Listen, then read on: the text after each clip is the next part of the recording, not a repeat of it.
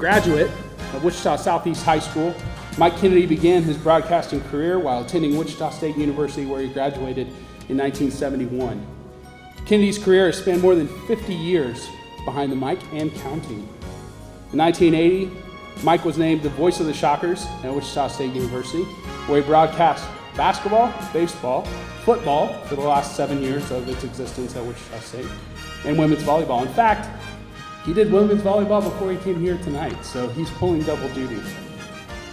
Kennedy also hosts coaches shows as well as anchoring coverage for the annual Wichita Open Golf Tournament throughout its 32-year history in the city of Wichita. Conservatively, Mike Kennedy has called nearly 4,000 play-by-play events for the Shockers during his career. He is a member of the Shocker Sports Hall of Fame, the Wichita Sports Hall of Fame, the Kansas Broadcasting Hall of Fame, and the Kansas Baseball Hall of Fame. And I've provided Mike with some notes on each of tonight's inductees, but there's little doubt in my mind that he even looked at them, because this man is a walking encyclopedia, and in my opinion, one of the most knowledgeable humans on the face of the planet when it comes to honoring a diverse group of people like we have here tonight. So ladies and gentlemen, please put your hands together for the voice of the Shockers, Mr. Mike Kennedy.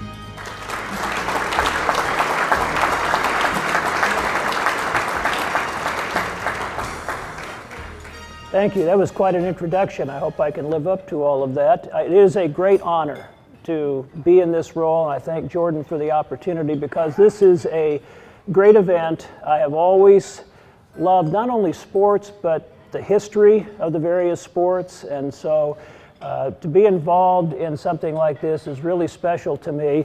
There is a 10-member induction class this year that will bring to 307 the total number of inductees into the Kansas Sports Hall of Fame over some 50 years or more that it has been in existence. And if you have not, I would encourage you to go to the Kansas Sports Hall of Fame website, and there's a place you can click, and it has all of the inductees, and go down that list. And if you know anything at all about sports and you see that list of names, I think anyone would be hard-pressed to think that there is another state anywhere in the country that has any better group of people historically in the world of sports than the state of Kansas. From native Kansans like Walter Johnson and Glenn Cunningham and Jim Ryan and Barry Sanders and on and on and on, to those that have graced us for 3 or 4 years going through our universities in the state of Kansas, where, let's face it, they become ours. They really become Kansans to us. And so it is a great tradition. This group certainly lives up to all of that. This 10-member class includes 3 Olympians and another who placed highly at the Olympic trials, 3 football players who played a combined total of 40 seasons in the NFL, 2 basketball players who combined for 23 seasons in the NBA, and a 13-year Major League Baseball player. It is a very, very special group, and I'm glad after the long wait that we are able to get to this. Now, one little caveat, normally we would start and go through alphabetically, but unfortunately, 3 of our inductees were unable to make it to this year's ceremony. So we are going to induct them first, so that you can then hear from, through the rest of the evening, those who are here in attendance. So Kim, you get a few more minutes to wait your opportunity. First is a basketball player, and you know, one of the things about this, you get representatives from different sports, different schools, different hometowns, and wait, is everybody on this from Kansas State this year? Not quite. But there are 4 of the 10 from Kansas State University. It happens this year. One who is not is from one of their arch rivals. This young man was a 2-time All-Conference basketball selection at the University of Kansas, the 2002 Big 12 Player of the Year, an All-American, 1,500 points, 900 rebounds, 100 blocks, 100 steals. It gives you an idea of what a great all-around player he was. And then in the NBA for 14 seasons. He is a member of the KU Booth Family Hall of Athletics, and you'll find everyone on this list is in multiple halls of fame already as we add them to this one. Except for Drew Gooden, who was unable to attend this evening, I'd like to bring up board member Rich Jankovic, who will accept on Drew's behalf. Rich?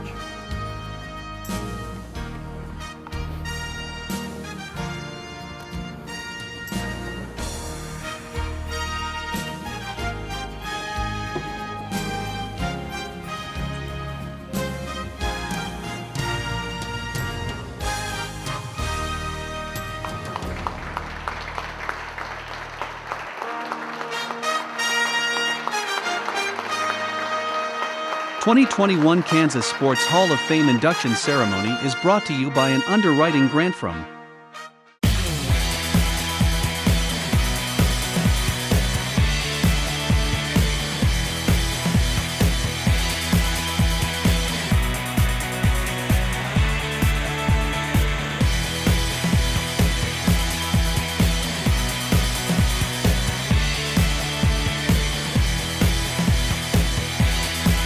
It's all right here at Kansas Star Casino and Hotel, I-35, exit 33, Mulvane, Kansas.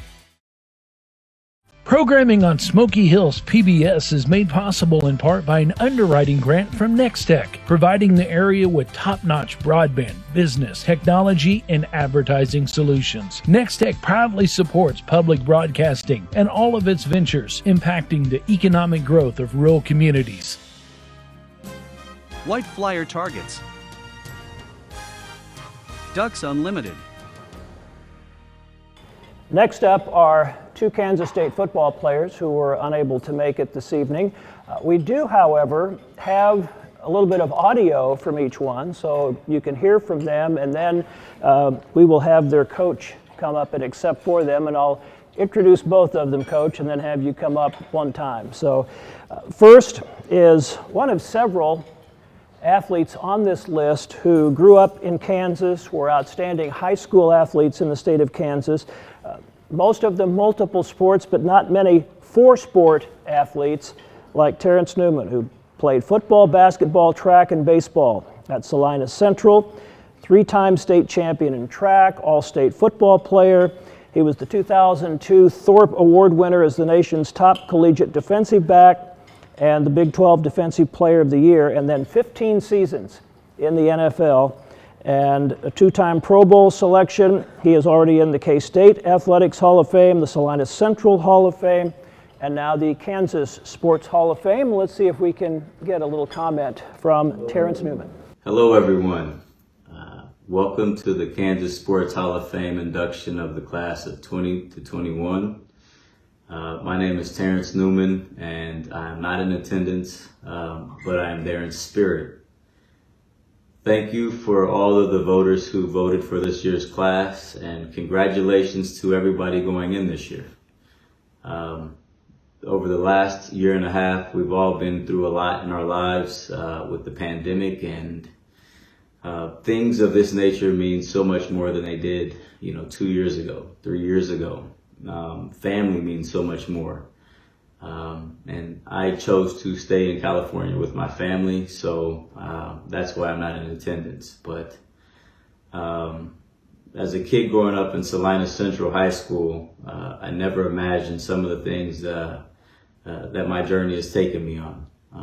Being the 5th pick in the draft of 2003 to playing in some Pro Bowls and playing 15 years in the NFL, that was not something that I dreamed of. But just having that opportunity, that's what I did dream of. In closing, I just wanted to thank all the people who've helped me out along the way. Cornell Hutton, the Wilsons, my mother, my family, everybody that's had a hand in everything that I've done in my career. I just wanted to say thank you. Thank you to everybody that's voted, and thank you for everybody that came out to support. And our next inductee, another Kansas State standout from Olathe North.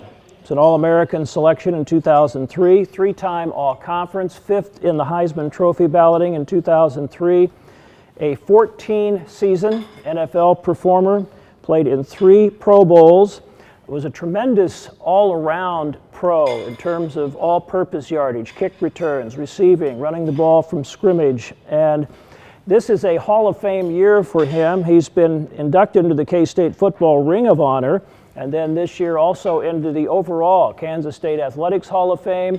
This Hall of Fame tonight, he'll be inducted into the College Football Hall of Fame before the end of the year. And we have a few words, I believe, from DARREN SPROLES. How everybody doing? This is DARREN SPROLES. I'm sorry I'm not there to accept my award in person. Thank you to the Kansas Sports Hall of Fame for putting me in the Kansas Hall of Fame with all the greats. I am truly honored. Thank you. And I want to thank my Olathe North and Kansas State family. Thank you for all your support over my years. I greatly appreciate it. Thank you. Once again, I'm truly honored and thankful to now be a Kansas Hall of Famer. Once again, thank you, and go Wildcats. Very quickly, before he comes up to accept, I just want to mention that I mentioned the legacy of this Kansas Sports Hall of Fame. And there are two people I just want to mention real quickly, because if you think about it, we have been blessed in this state to see two coaching performances that I think you would have trouble matching ever, anywhere, for the kind of accomplishment it was. One, he is not here this evening, but he is a member of the Hall of Fame. Gene Stevenson started a baseball program at Wichita State when there was nothing. No field, no equipment, hadn't been a team for 8 or 9 years, and within 3 or 4 years had them in the College World Series, consistently top 20 in the nation, NCAA tournament team from nothing. And Bill Snyder at Kansas State took a football program that there is no other nice way to say it. It was a laughing stock in college football. It didn't look like a program that could ever be anything, and took them to consistent national rankings, bowl games every year, and a powerhouse program whose legacy carries on. There's still a viable program because of what he built there. So it's with great honor that I welcome Bill Snyder to accept for his two former athletes. Thank you for the kind words. I remember Brandon saying,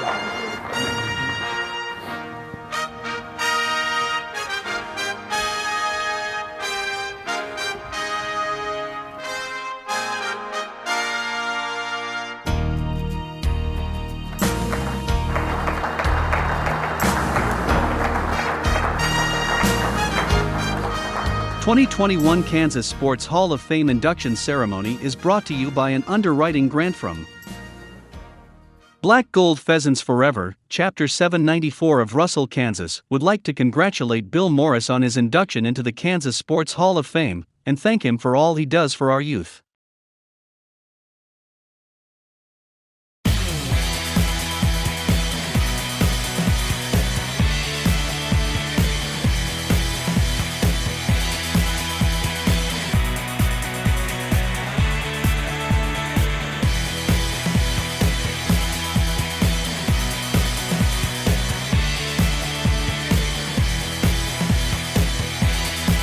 It's all right here at Kansas Star Casino and Hotel, I-35, exit 33, Mulvane, Kansas.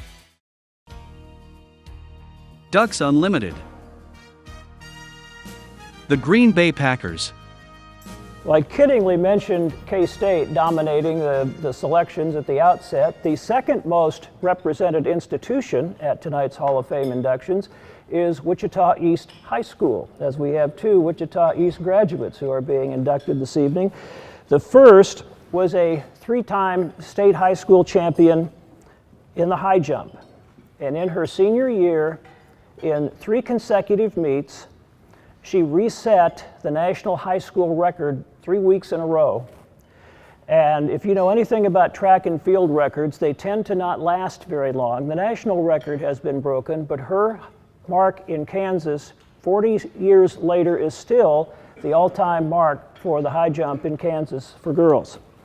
She was a 5-time All-American at Houston and LSU in the high jump primarily, but then really made her name in the heptathlon. 3rd in the Olympic trials in 1992. She was 11th in the 1992 Olympics, and reading back through some articles, when she was at East, she was setting national high jump records, but at the time she also had the number 2 shot put in the state. And one meet, she seemed to have a lot of energy, wasn't doing anything, so her coach Steve Sell put her in the 4x4 relay, and she ran a 59-second split in the 400, which is a really good high school time, helped her team win the relay. So she became a heptathlete, as I said, 11th in the 92 Olympics, and 3-time USA Track and Field Heptathlete of the Year. I also want to mention, because to me, being in an Olympics is just about the greatest experience that any athlete could ever have. And so I just looked back on our 3 Olympians, about the Olympic Games they were in, just to tie you in a little bit. Kim was at Barcelona in 1992. That was the first year that real professional athletes, I mean, there were professional athletes before that, but professional athletes were allowed in the games. That was the first dream team. Michael Jordan, Larry Bird, Magic Johnson. Evelyn Ashford, one of her track and field teammates, won her 4th gold medal that year in the 4x1, which was one of only 4 people, 4 women to have ever won 4 golds in the Olympics. So she has had quite a career, a lot of experiences. Would you please welcome Kim Carter-Beagle to the Kansas Sports Hall of Fame.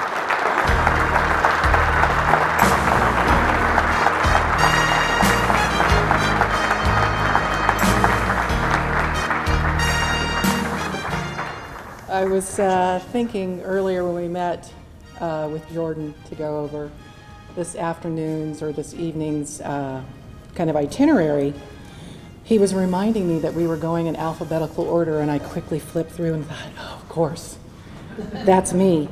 But then I can usually find a silver lining, and I realized that I'd be the first inductee up here, then I get to go back to my seat, sit down, kick off my heels, and enjoy the rest of the evening. So first of all, of course, I would love to thank the casino and thank the board of directors and trustees of the Kansas Sports Hall of Fame. I'm humbled by this honor. And actually, I really don't spend a lot of time looking back at my athletic career. I don't spend a lot of time looking back. But one of the reasons that I accepted was that I realized it was going to be an opportunity for me to come back to the place that I grew up and to recognize the people who were very influential in starting off my athletic career.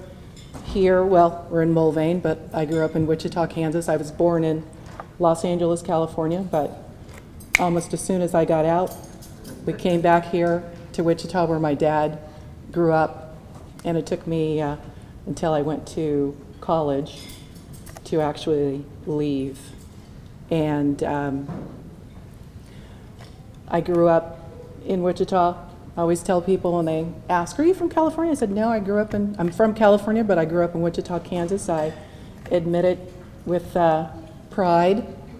And I was very fortunate to go to Wichita East High School, and I had really not one, but 2 of the best high school coaches you could ever ask for. My basketball coach was Don Bowen, and my track coach was J.D. Edmiston. And they had a wonderful, positive influence on my life. It's really funny because most of the time people assume I'm an athlete, doesn't matter what I have on. I literally was in the grocery store the other day, and a man was asking me, he was a little older than me, I saw him through the aisles. I thought, oh, maybe he knows me from somewhere, and I was checking out, and he was kind of waiting there at the end of the register, and he was like, are you an athlete? And I thought, oh my God, I'm almost 60, come on now. What's a girl gotta do? But in a way, it's a wonderful honor for people to continue to recognize my time in athletics. I also had great collegiate coaches, one of which was Dan Paff, that actually talked me into changing from the high jump to the heptathlon. So I went from 1 event to added 6 more and did 7 events, which kind of actually took me back to my high school days where I did a lot of events. So eventually, I guess multi-events was going to be in my history, and he recognized that. And Dan Paff was actually, I met him here, I've known him, he said 40 plus years. He was a graduate assistant at Wichita State when I first met him. And then I had the privilege of, from my professional career, working with world-class heptathlete Jane Frederick, who helped shape my professional career, and many of the ways in which she coached me I use today. I've coached collegiately, coached elementary school, and all the way up to high school. So I enjoy sharing what I learned with young people today. And as I said, it might be hard for you guys to understand that I was a reluctant athlete. And one of the ways, I never really did organized sports in elementary school, did the usual kickball at recess, and I guess we had field day or Olympic day, they probably call it now, and I did pretty well there. But when I went to Robinson Junior High, my best friend and I decided to go out for cheerleading. Yes, cheerleading. And really, from cheerleading, it was a wonderful way to kind of get up close and personal, a bird's eye view of what athletics was like.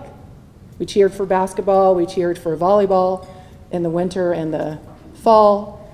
And I got to see, you know, it wasn't that scary. Sometimes you made the shot, sometimes you lost the shot, sometimes you made the dig, sometimes you won, sometimes you lost, but everybody seemed to be okay. So in the spring, I decided to go out for the track team. And I guess I was doing pretty well, but we hadn't started meets yet, but we had been doing a couple of weeks of practice. And my coach at the time, Mr. Jackson, I believe his name was, decided one Monday at practice that the girls will run this, and the boys and Kim will run this workout. So I thought, I wonder why that is, because I'm really not that into athletics, but I guess he saw something in me that I did not see. And it really was a benefit for me because he set me aside, he gave me a challenge, and allowed me to work harder than I had been working, and he was right. I gave the boys a run for their money. But I did continue on with cheerleading, and I don't know if you know, but like when you're back in the day, I'm not sure how it is now, so it was 7th, 8th, 9th was your junior high school years, and then your high school years were 10, 11, 12. So from the school that you were going to go to, you were able to go to that school and try out for the sports that were going to be happening in the fall. And so I went to East High campus to try out for the cheerleading squad and thought things were going well. After a couple of days, the cheerleading sponsor came over to me, and she was walking with this gentleman that I hadn't seen before. He had glasses on, and he was not quite as tall as me, but he was bigger than me. And she introduced him to me, and she said, "Kim, I just wanted you to know that this is the basketball coach." And I thought to myself, what is she talking about? I don't play basketball. The last thing in the world I wanted to do was play basketball. You have to understand, since I was probably about 7 years old, if I had a quarter for every time someone asked me if I played basketball, even recently, I would have bought this dinner for everybody. And probably next year's too, but so that was one of my things. I was gonna play, I played volleyball, I liked cheerleading, I was gonna run track, but I did not want to play basketball. The last thing you want to do is when people think you're automatically gonna be good at something, is to disappoint them. So I told him I'm definitely not gonna be any good at basketball. So at any rate, he was very kind, he shook my hand, he kind of looked perplexed at her, looked perplexed at me, and I said, "Okay, nice to meet you." And then he left, and I thought, oh, well, good, that was really easy. I got out of that. You know, I don't have to worry about that. But of course, the teammates for East High basketball were a little bit more persistent. They kept egging me on. So the next thing I knew, I was trying out for the basketball team, but I had it all worked out in my head. You know, I was very, like, you know, no horse before the cart, so I want to do this. I will agree to play basketball, but I want to be on the JV team. I need to learn how to play. I've never played before. And the coaches and everybody agreed, oh, sure, that's fine. So I was there. I was on the JV team and doing okay, learning a little bit about the sport. And then Coach Bowen, within the first 2 weeks of practice, I think it was, and he rightly so, for discipline reasons, kicked off 2 senior girls who happened to be in my position. And the next thing I know, I've moved from JV to varsity. And now I think I'm starting in my first 2 weeks of playing basketball. So you would have to, I'll ask you guys, so how was I? Was I good? Do you guys think I did well? Was I a good basketball player? Yeah? No, I was terrible. I told you I didn't play. I mean, you don't just come out knowing how to play basketball. I looked like King Kong trying to catch the ball. They were throwing it to me. It was going through my fingers like little airplanes and getting hit in the face with the ball all the time. Girls would run into me. Of course, they weren't falling. I mean, of course, I wasn't falling. They were falling. I was helping them up in the middle of plays, saying I'm sorry, and Coach Bowen is going, stop saying you're sorry. What are you saying sorry for all the time? But the thing about Coach Bowen, he was strict, he was stern, but he was very patient. And within 3 years, I think by the time my junior year, I was all-city, and we had a team that was 3rd place at the state meet up in Emporia. And then by the time my senior year, I think I was the #1 player for the state and made all-state within 3 short years. And I owe that to the teammates that I had, one of them who's here, Val Davis. And we used to play in the summer. I decided if I was going to play, I needed to learn how to play the game, and we did pretty well. But the thing I loved about Coach Bowen that I used to this day, and I used on my son who played basketball in high school, was just fundamentals. He was a fundamental coach. You know, it was keep the ball high, don't bring it down where mortals can reach it. You know, turn around when you get the rebound, look for the outlet pass, and pass the ball, which I think is a lost on a lot of, from high school to professional, to move the ball around. It moves faster than dribbling the ball. So I owe him a lot, and I thank him for the time that he spent with me. And then I had another phenomenal coach when I moved on to the track team my sophomore year, who was JD Edmiston. And these 2 guys were very good friends, and they were equally great guys. And I actually met JD not on the track, but I met him, he was my, what do you call it, the driver's ed teacher. So of course I'm already terrified of him, because he's teaching us, you know, the 3 kids in the back, the driver, and then the teacher on the passenger side, and we were in the parking lot, and all of a sudden a squirrel ran across in front of the car. I slammed on the brakes. He looked at me, he said, you slam on those brakes one more time to save a squirrel and kill everybody in this car, you're gonna fail this class. So that was my introduction to JD Edmiston, so you know how terrified I was when I saw that he was gonna be the track coach. But he coached me, even though he retired from coaching at East High in 1980, he continued to coach me in the high jump. My junior and senior year, I would go to practice at school, and then we would meet later, because I was doing really well underneath his guidance. But he not only coached me, he also personally did fundraisers for me. I was a poor kid, I didn't have any parents, but he bought me my first high jump shoes. I had no idea they were supposed to have spikes in the heel. He raised money, and my sophomore year was the first time I'd ever flown on an airplane. He took me to a meet, which is a huge track and field meet called Mount SAC in Los Angeles, just outside of Los Angeles, California. I didn't have the heart to tell him, or the nerve to tell him I'd never flown. I thought we were going to drive, of course.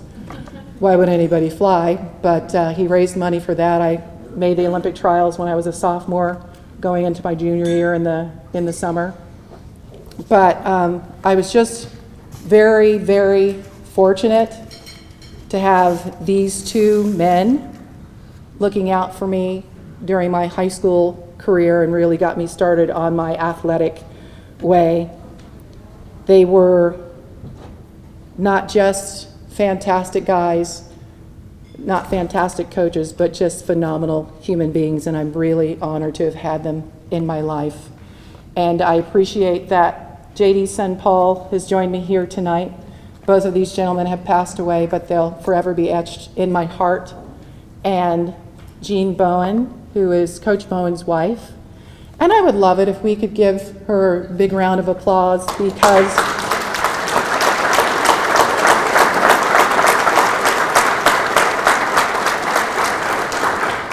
as Val loved to call her, she was called Queen Bee, but I'd also like to acknowledge, if I may, she's 91 years old, and she's joined us here tonight.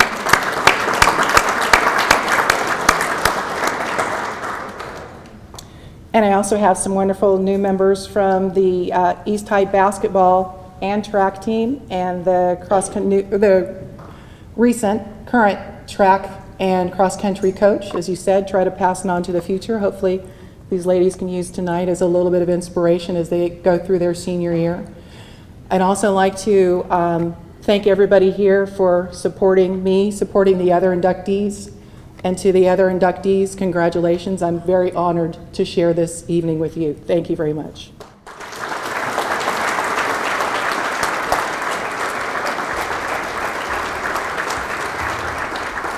I just want to say, I knew JD a little bit. I knew Don well.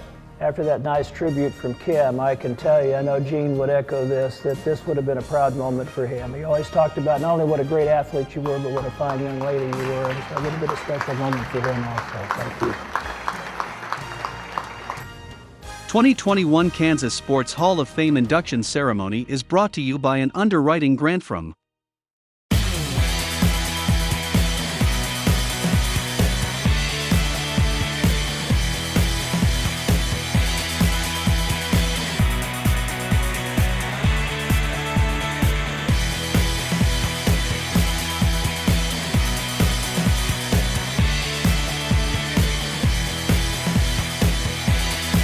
It's all right here at Kansas Star Casino and Hotel, I-35, exit 33, Mulvane, Kansas.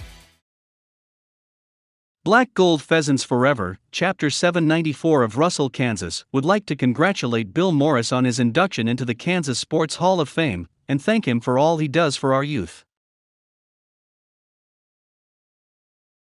Programming on Smoky Hills PBS is made possible in part by an underwriting grant from Nextech, providing the area with top-notch broadband, business, technology, and advertising solutions. Nextech proudly supports public broadcasting and all of its ventures, impacting the economic growth of rural communities.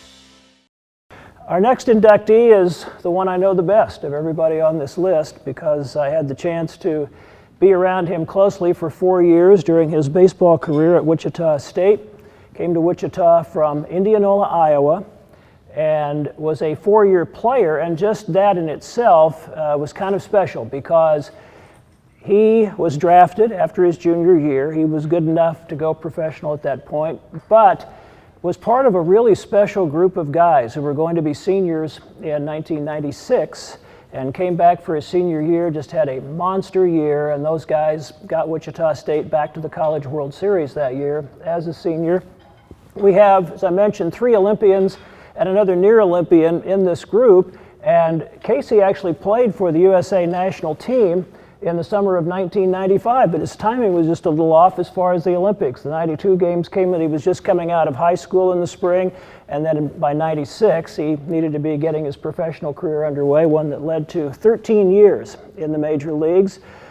Beyond just numbers, he was always a clutch performer. As a freshman in the College World Series, had a 5 RBI game and a big 10-4 win over Oklahoma State that helped get the Shockers to the championship game, and also kind of established that Wichita State had passed the Cowboys as the leading team in the region after many years of battling. And I was looking at his professional career, and one of his seasons with the Indians hit 2 walk-off home runs in less than a week to win 2 big games that helped the Indians clinch a pennant, playing for another Hall of Famer and Shocker great Eric Wedge, who is now the head coach at Wichita State. Beyond all that, he's always a terrific young man, and in those days in the Missouri Valley Conference, we had a lot of 9-hour bus rides to other conference series, and there were a lot of things we tried to do to kill time on the bus. One was playing spades, and among all of his other talents, Casey Blake was one of the best spades partners I ever had. Please welcome Casey Blake to the Kansas Sports Hall of Fame.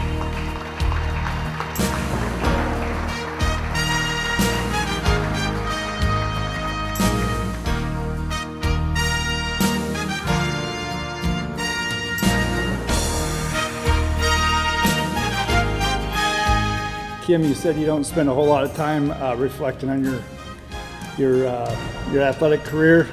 Quite often, my wife will come home and catch me watching some of my own highlight tapes at home. So can't say the same. Right off the bat, I want to thank my wife for being here with me.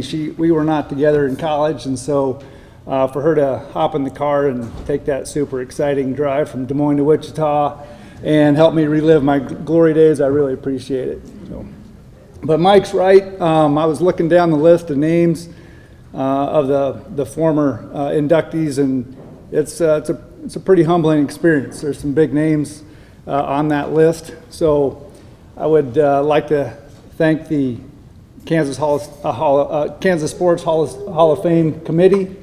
I am humbled, I am honored, and I am grateful.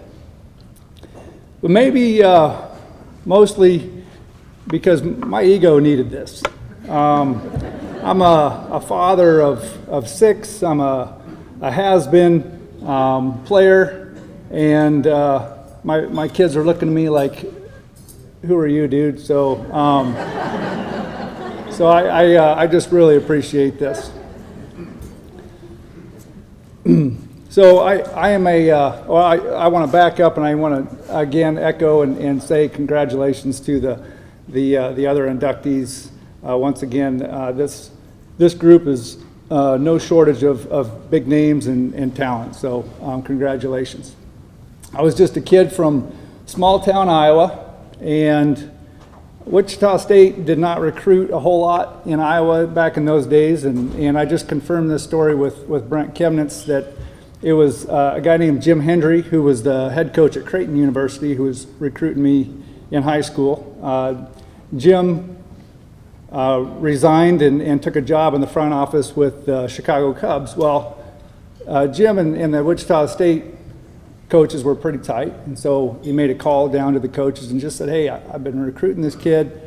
You might want to go have a look at him." So they did, and once Wichita State got involved in the recruiting process, it was pretty much game over for me. How many years they were pretty much cemented in the top 10 in the National Baseball College ranks. They were a staple at Omaha, 89 national championships, so it was pretty much a no-brainer for me. Now, as a freshman year was probably the most memorable year for me. I had just a wonderful group of upperclassmen. These guys taught me how to play the game, and they kept a close watch on me and made sure I didn't get too big for my britches. But it was kind of a Cinderella year that year in 1993. We went into the Atlantic Regional as the 3rd seed down in Atlanta, and I remember we beat Nomar Garcia-Parra and Jason Baratek, and the number 1 seeded Georgia Tech. They were the number 1 seed, and they had, I think, 3 first-rounders on that team. We beat Ohio State and then went on to the College World Series, where we were finished runner-up. But I tell you, I was just a freshman, but I was able to thrive in the shadows of those guys I talked about, guys like Darren Dreifert, Toby Smith, Carl Hall, Joey Jackson, Shane Dennis, and Jamie Bluma. We went to Omaha again my senior year, and that was 1996, and that is the last time that Wichita State's been to the College World Series. Now, I believe that Eric Wedge and the boys, I think Shocker Baseball is on the right track. I think Eric Wedge and his staff is going to get the Shockers back to Omaha real soon. I believe that. So hopefully we can get that done. As I reflect on my 4 years at Wichita, I made some lifelong friends. I fell in love with country music. I got to play for a Hall of Fame coaching staff in Gene Stevenson, Brent Chemnitz, and Jim Thomas. And one of those coaches actually tried to fight me in a practice one time. Won't name any names, but he's sitting right over there, Brent Chemnitz. And that's a funny story. I'm not going to tell that story, Brent, don't worry. But I think and finally I learned to play shocker baseball, which was just a hard-nosed, blue-collar approach to the game. And it was that approach that I was able to carry with me the rest of my career and have the success in professional baseball. And so that's why I can honestly say that choosing to play baseball in Wichita, Kansas was the most important decision of my entire career. So thank you.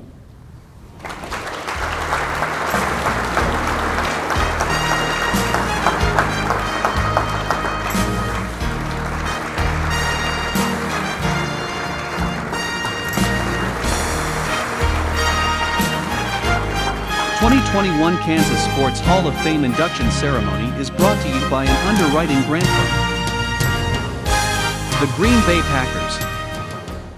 Programming on Smoky Hills PBS is made possible in part by an underwriting grant from Nextech, providing the area with top-notch broadband, business, technology, and advertising solutions. Nextech proudly supports public broadcasting and all of its ventures, impacting the economic growth of rural communities. White Flyer targets.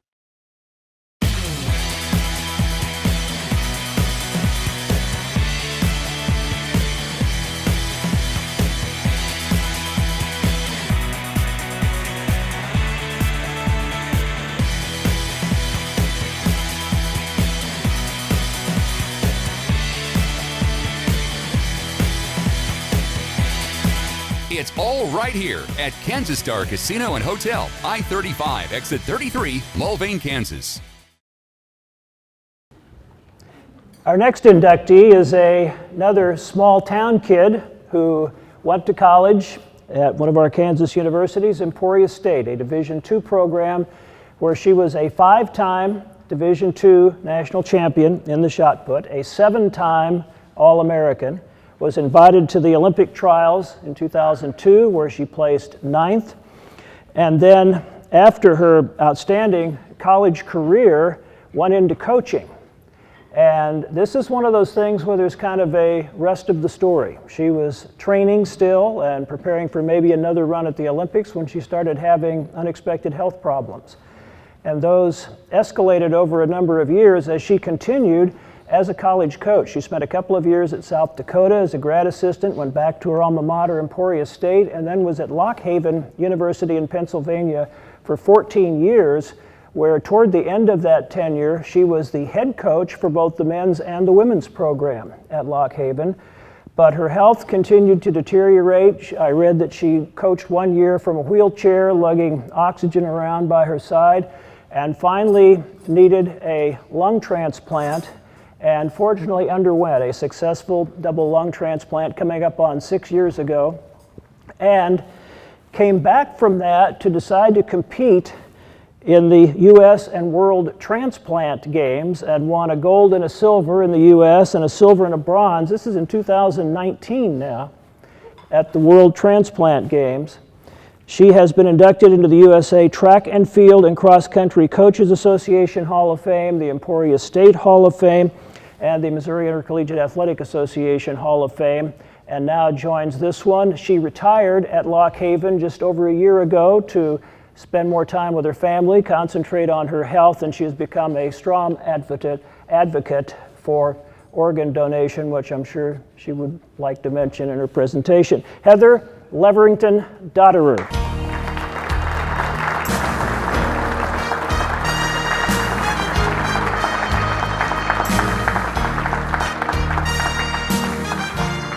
Well, he took about most of my speech, but and got the tears going, so. But I'm sure there was money on the table if I was going to cry before we even started. Good evening. It's a tremendous honor to be here tonight, as it's been a crazy year for all of us. It means a lot to be recognized by the Kansas Sports Hall of Fame Selection Committee, and I'd like to congratulate my fellow 2021 inductees. I would like to thank those who came before us and who set the standards of success. When I started my athletic career, I would never think that I would be standing here in front of you.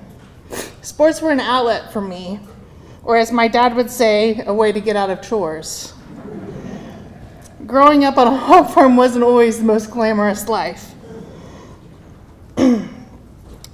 I enjoyed competing and being part of a team, and I was definitely driven internally to be successful and found that my biggest competitor was myself.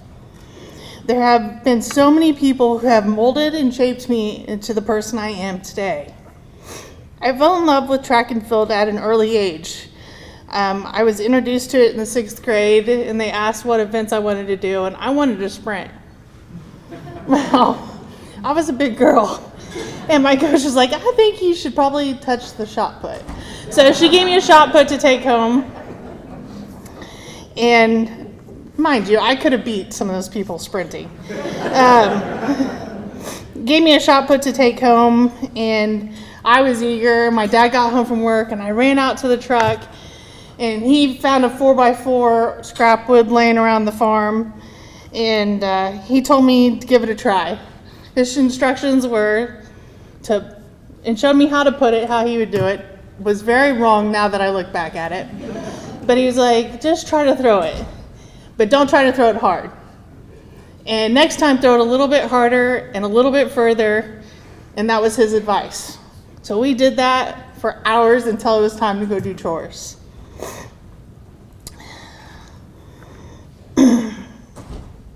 From that moment, I was hooked, and the next coach that had a tremendous impact on my throwing career was my high school coach, Todd Johnson, who's here tonight.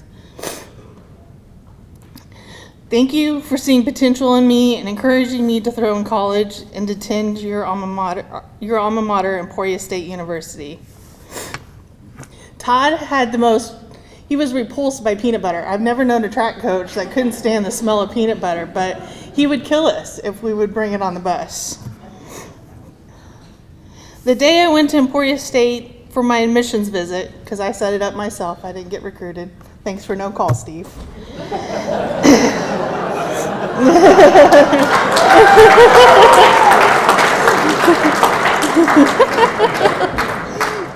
I showed up at Dave Harris's office, and he told me he had 10 minutes to get to class. So he started asking me, how far did you throw? And I was like, I threw 38.6 last year. I was 3rd in the state meet. I was a 1A. And all of a sudden his little ears perked up.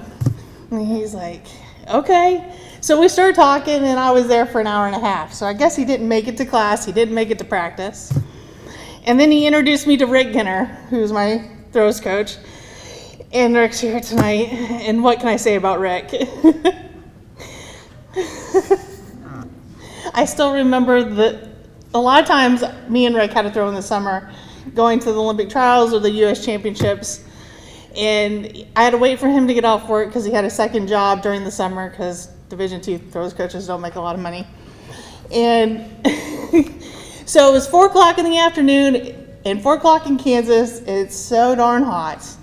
And about that time is when the rainstorms came through, the tornadoes came through, and he's like, all right, first, if tornado starts to come, you get me, you put me to safety, you get my bag, so I would get his bag, and then I get his truck, and then I could get to safety. But Rick and I went through a lot. I went through a lot of growing pains in college. I switched from the glide to the rotation. I went from being someone that could score in our conference meet to the girl that couldn't stay in the ring. And we fought and fought for that. He had to reassure Dave that we made the right decision. It took me about a month, and I threw 43 feet, and the next weekend I threw 47, and the rest kind of was history after that. I can't thank you enough for pushing me and teaching me to be my best. You helped shape me, my coaching philosophy, and gave me a greater understanding of training. I'm honored to call you my coach and my friend. After college, I'd hoped to continue my training and make the Olympics, but unfortunately I fell ill and retired from throwing and began to pursue my coaching career. For the next 15 years, I would struggle to breathe and get around. But the years of athletics taught me to push through and persevere, and that's just what I did.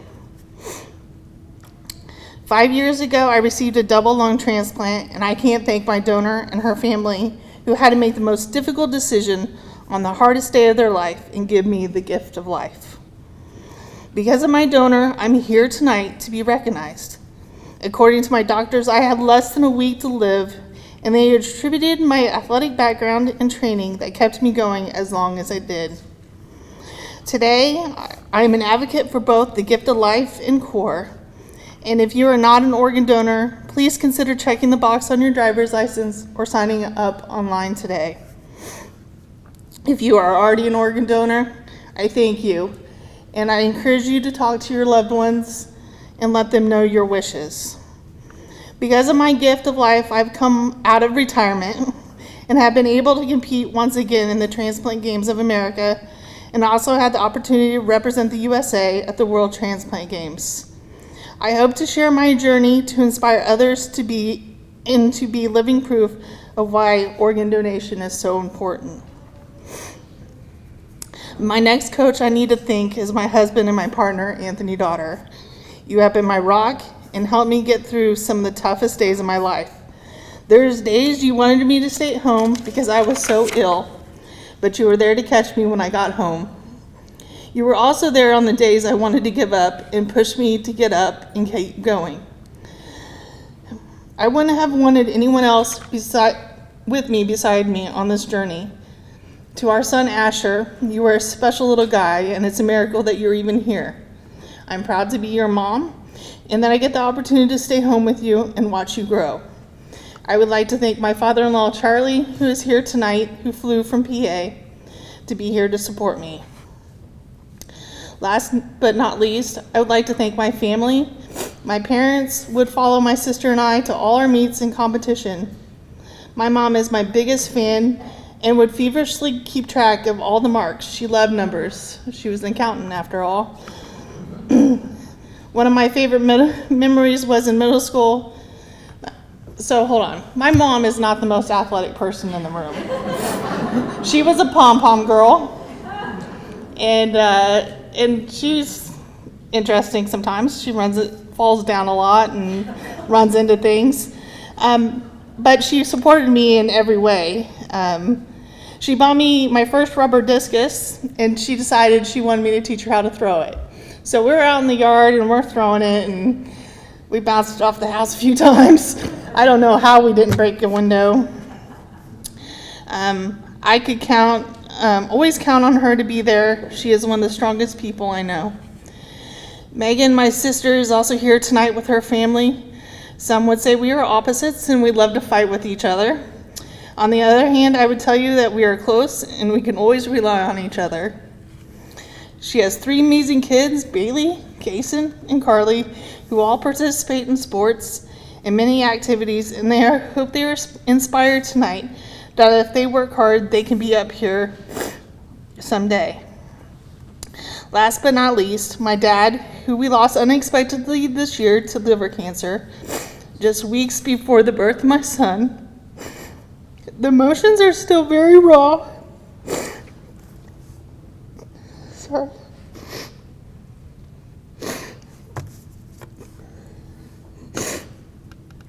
And this is the first time I've been back since his passing.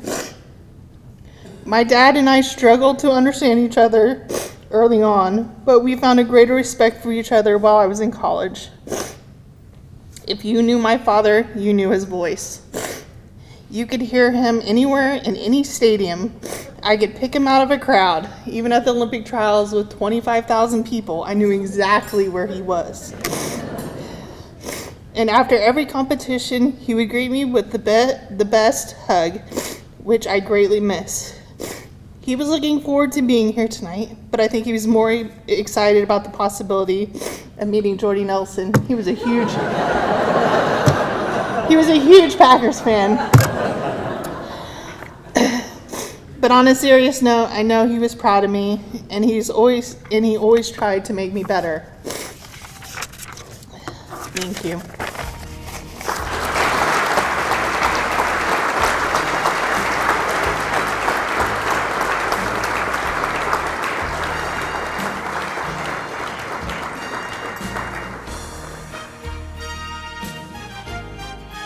The 2021 Kansas Sports Hall of Fame Induction Ceremony is brought to you by an underwriting grant from Programming on Smoky Hills PBS is made possible in part by an underwriting grant from Nextech, providing the area with top-notch broadband, business, technology, and advertising solutions. Nextech proudly supports public broadcasting and all of its ventures, impacting the economic growth of rural communities.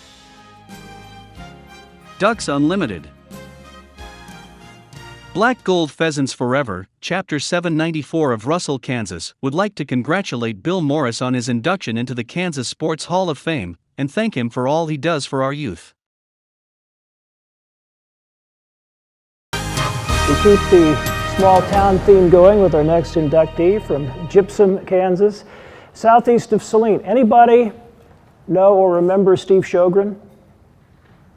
Okay, well, Steve Sjogren played basketball at southeast of Salina, and then at Wichita State during the time I was there, so might have been the most famous southeast of Salina athlete until Steve came along. He was a 3-time state track champion, went to Hutchinson Community College, where he began to compete in the decathlon, set school records, and was also a key member of the team's the national championship basketball team. Went to K-State primarily for track, I believe was technically a walk-on with basketball, but played. This was a guy who contributed in basketball at K-State, even though it was his second sport.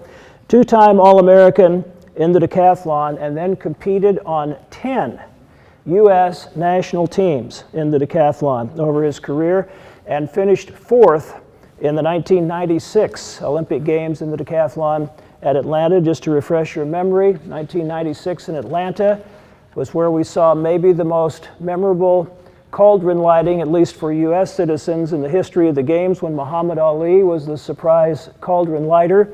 And that was also the Olympic Games where Michael Johnson won both the 200 and the 400, a highly unusual double in Olympic track and field. He has been inducted into the Kansas State Athletics Hall of Fame, the Hutchinson Community College Quarterback Club, and now the Kansas Sports Hall of Fame. Steve Fritz.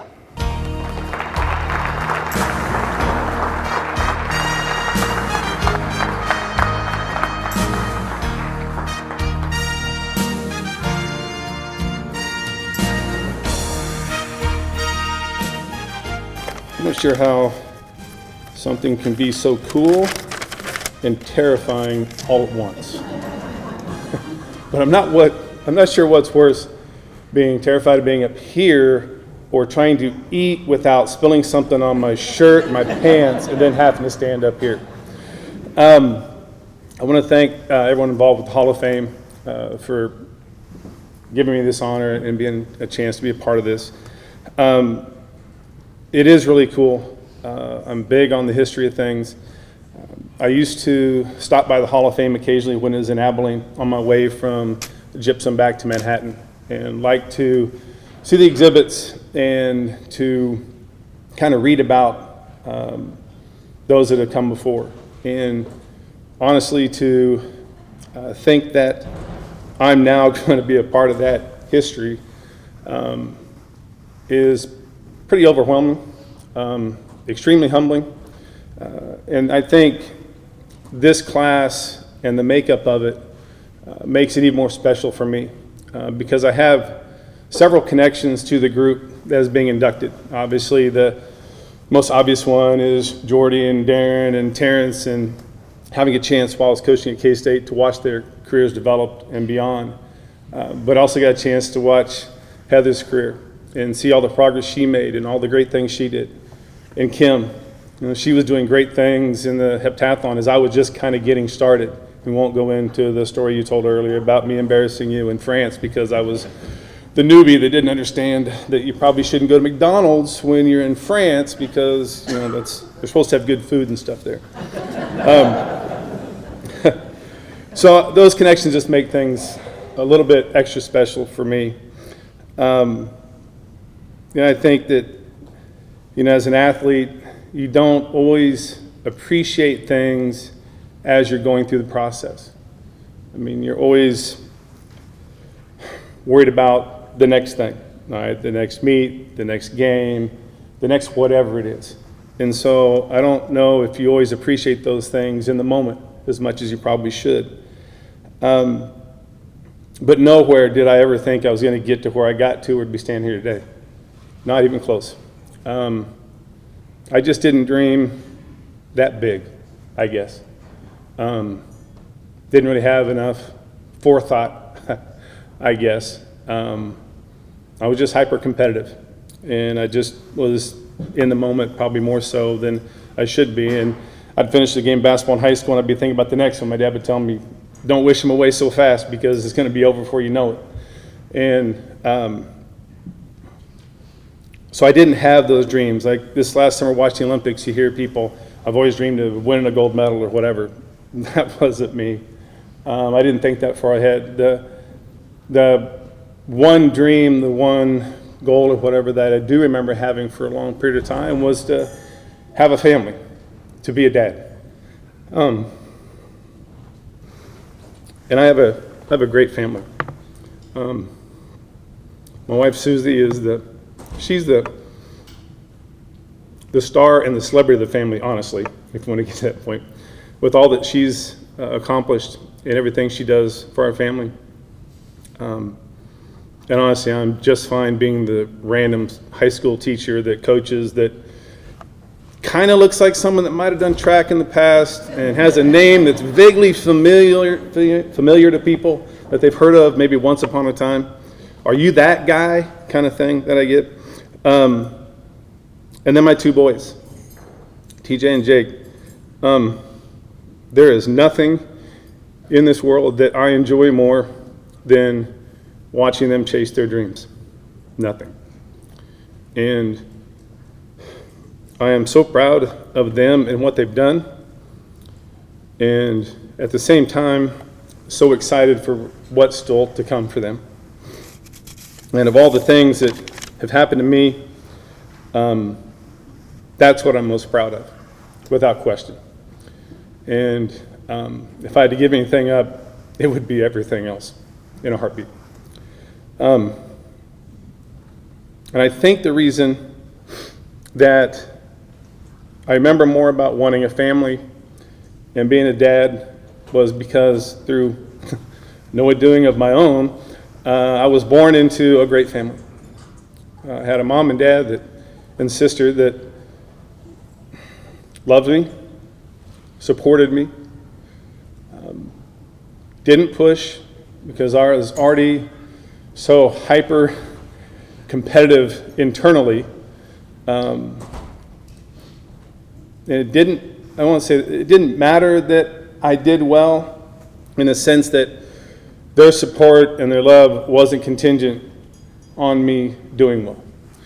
And I'm very blessed that I ended up in that situation. And I think that's why I was more worried about wanting to have a family when I got older and being a dad than any of the other kind of stuff. But unfortunately, my highly competitive side pushed off having a family until I was much later, so the boys never got to see their dad do anything. But apparently at some point in time, your dad was a big deal, so you might want to listen a little bit more. So, just saying. All right.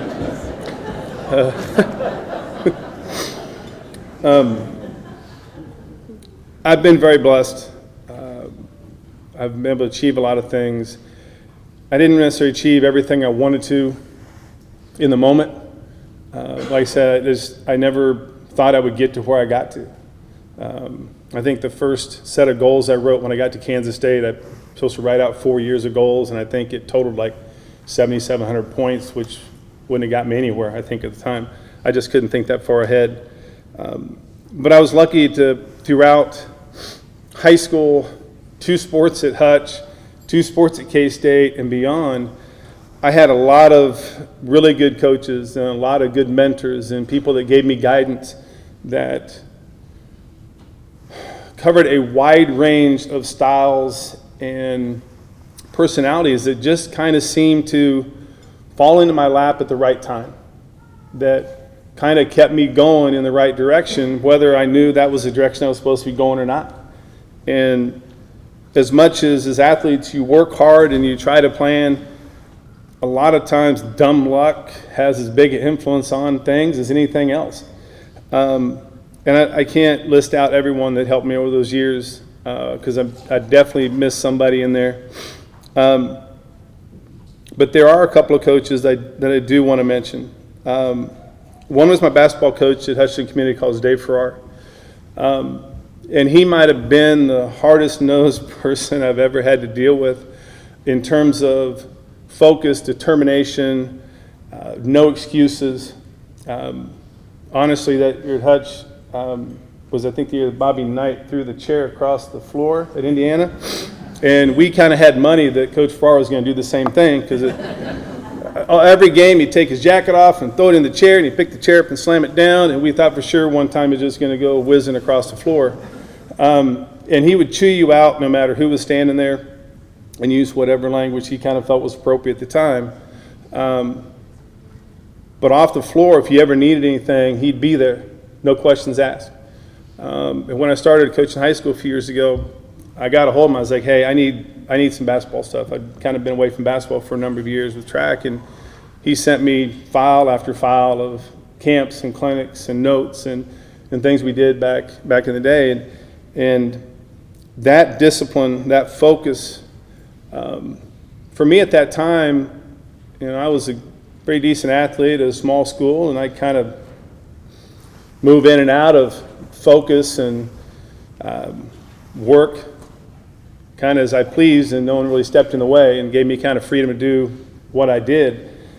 And that focus that he gave me my 2 years at Hutch was big later on. I didn't realize at the time, it wasn't always fun, but it paid huge dividends down the road. I just didn't realize at the time. I just didn't understand necessarily what the benefit was going to be later. And the other one is Cliff Rivelto, my coach at Kansas State. And Cliff is the polar opposite of Coach Farrar. Not overly intense, more cerebral. He gave me a purpose, gave me a path and a plan to follow, to see my potential and to get me to where that potential would take me. The funny thing is about those two individuals, I chose both schools before I knew they were going to be my coach. I got recruited most of the time going into Hutch by Gary Bargan, who ended up going to University of Nebraska after I'd pretty much committed. And then Coach Farrar got the job later. And then when I got recruited to Kansas State, Coach Capriotti at the time is like, well, there's a coach coming that's going to work with you, but I can't tell you who it is, and I can't tell you where he's at, but he'll be here by the time you get here. And being a young, hyper-competitive, very confident, is one way to put it, young individual that had a decent amount of success, I was like, all right, whatever. I got a place to work out. I'm good. Not knowing anything about what was coming and the benefit of what the coaching was going to be. And so 2 very good instances of where luck over conscious thought had huge impacts on me, and could very easily have been in situations that weren't as beneficial. And I was also the beneficiary of, when I was doing 2 sports at Hutchinson and when I was doing 2 sports at K-State, I had coaches in both basketball and track that understood that I wanted to do both, that I couldn't always do everything for one while I was doing the other, and they allowed me the freedom to concentrate on the sport I was in and not worry about the other. You know, when I was at Hutch, if I was outside of basketball season, I didn't have to do anything for basketball. I was just focused on track. Same thing at K-State. When I was in one, I was in that sport, and I was all in. And was in the other, we didn't have to do anything for anyone else. And that's an unusual situation. That's a tough thing to do. It's hard on the coaches. It's hard on the athletes. But I was a beneficiary of great situations and people that understood what I was trying to do and allowed me to follow my path. And that is an unusual situation, I think, in a lot of ways. I just want to say thanks to everyone that supported me along the way, that cheered, remembered. I couldn't have done without you. And none of this would have been possible without all that support. And the one other benefit of the Hall of Fame here in this weekend is I got to dig back through a bunch of old things that I kind of put away over the years and get out some old photos and remember some great times. So that I thank everyone for as well. Thanks everyone for coming out.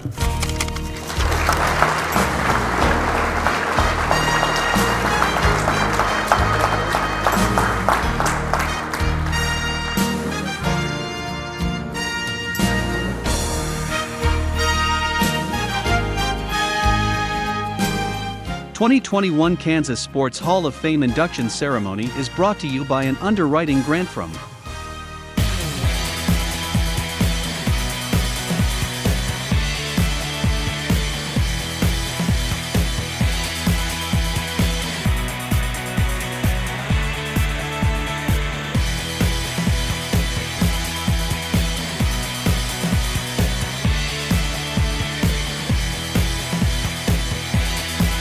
It's all right here at Kansas Star Casino and Hotel, I-35, exit 33, Mulvane, Kansas.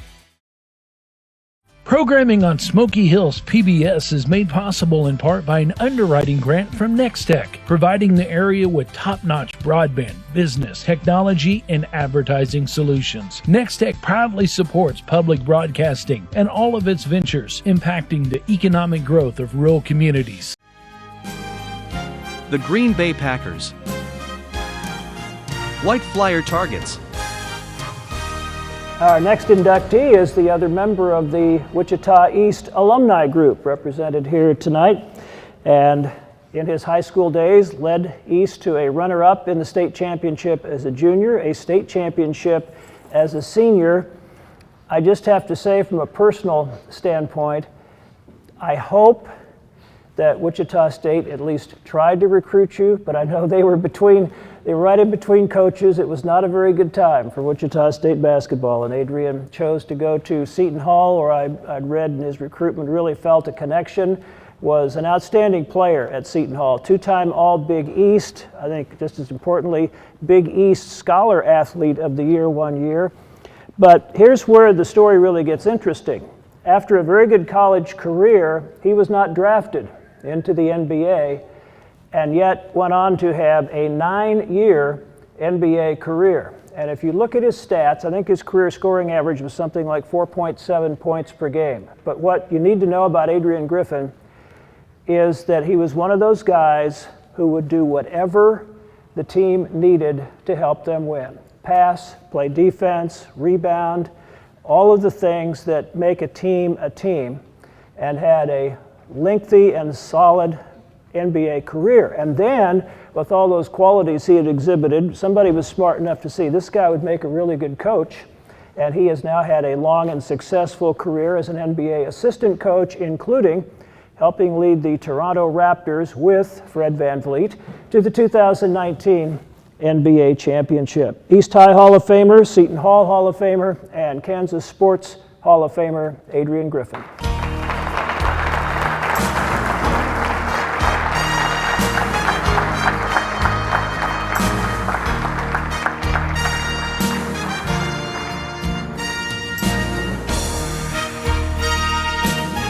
I need him to be my agent, man. That's pretty good. Thank you.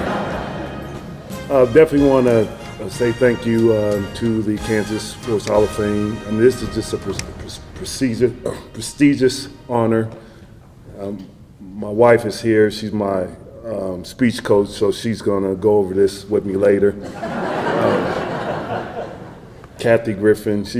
We actually flew in last night from Toronto to make it here, and you know, every time I say Kathy Griffin, everyone thinks it's the actress or the comedian. So every time you call in for a restaurant, and we'll say, you know, when she calls in, she says, you know, for Kathy Griffin, 2 for Kathy Griffin. They go crazy and stuff. But I just want you to know that you're the only Kathy Griffin in my world, babe. And I appreciate everything that you've done for me. Definitely want to thank my parents. My father, who was a minister for 25 years, taught me the value of having a relationship with Jesus Christ. And he was my spiritual coach. You know, he would always say he's my spiritual coach. He never talked to me about basketball. And sometimes that used to drive me crazy. You know, I would call him, I'd say, Dad, I'm not playing. The coach is jerking me and this and that. And he would say, how's your spiritual life? You know, every time it was, how is your spiritual life? And as a coach, I understand where he was coming from now. You know, if you're right on the inside, you're going to perform on the outside. So I really appreciate that lesson that he taught me. And then my mother, who's the strongest woman I know, at 16, she dropped out of school went on to raise 4 children. All of us ended up graduating from college and have numerous postgraduate degrees. And at the age of 50, she decided that, hey, I'm going to go back to school. So she went right back to North High, the same school that she's in, the same classes she sat in as a teenager. And she took classes and she got her diploma, not her GED. She went back and got her diploma.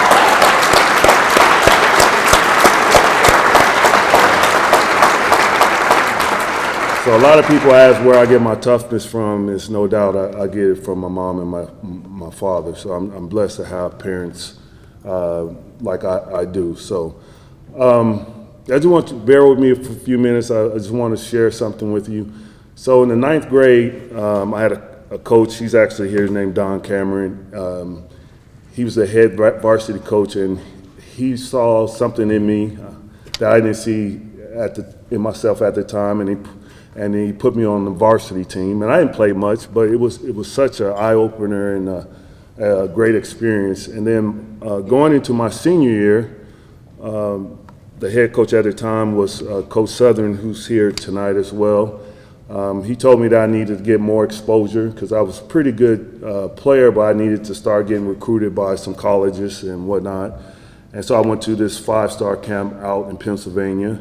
And then going into my senior year, he also said, we got to move you to the perimeter because in college you can't play the center at 6'5". So I was like, well, whatever you need me to do.